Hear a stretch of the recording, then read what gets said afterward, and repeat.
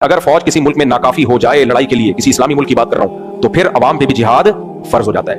اور پتہ ہے جہاد ایک ایسی چیز ہے کہ جب فرض عین ہوتا ہے نا، تو حکومت پر واجب ہوتا ہے کہ اگر فوج کمزور پڑ رہی ہے تو جتنے جوان ہیں ان کو بھی لتر لگا کے بھیجے وہ بارڈر پہ، سمجھ رہے ہیں، اور ان کے لیے پیچھے رہنا جائز نہیں ہے. اور اگر وہ بھی کافی نہیں ہو رہے تو پھر عورت پہ بھی واجب ہو جاتا ہے کہ وہ بھی لڑے جا کے.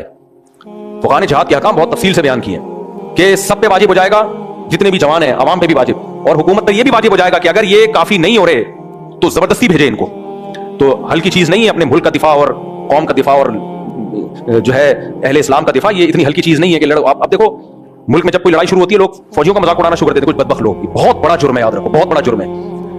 ایسے موقع پہ جب جنگ ہو رہی ہو نا، جنگ، اس موقع پہ کوئی مذاق اڑائے نا اپنے فوجیوں کا.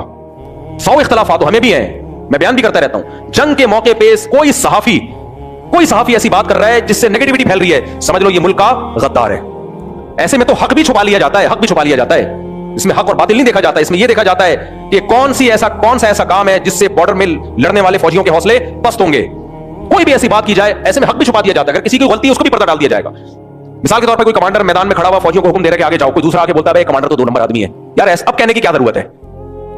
اس کا مطلب یہ ہو کہ آپ امیر کی اطاعت اس کے دل میں اس کا جذبہ کم کر رہے ہو، تو یہ تو ڈی موٹیویٹ ہوں گے، یار میں 2 نمبر آدمی کی اطاعت ہم کر رہے ہیں. بھائی اس موقع پہ جب جنگ ہوتی ہے، ایمرجنسی ہوتی ہے، اس میں سب نے مل کے فوجیوں کا حوصلہ بڑھانا ہوتا ہے اور سب نے متحد ہو کے دشمن کا مقابلہ کرنا ہوتا ہے. چاہے سوشل میڈیا پہ کریں، چاہے میدان جنگ میں، بھائی سارے اختلافات ایک طرف، لیکن ہم اپنے ملک کے ساتھ ہیں.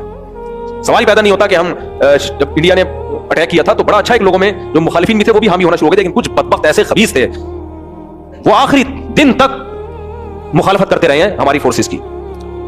خود ہی لڑیں، ہم تو نہیں لڑیں گے، انہی کا کیا کرتا ہے، اس طرح کی بکواسات کر رہے تھے. لیکن جب ادھر سے میزائل داغے گئے ہیں اور پاکستان کو فتح ہوئی ہے تو پھر آگے واپس پلٹ گئے نا. یہ منافقین کا یہی ہے، لا الہ الا اللہ ولا الہ الا اللہ. تو اس لیے میرے بھائی لڑائی میں جو ہے نا متحد ہو جایا کرو اور یہ کوشش کیا کرو یار ہمیں بھی موقع ملے بارڈر پہ جانے کا.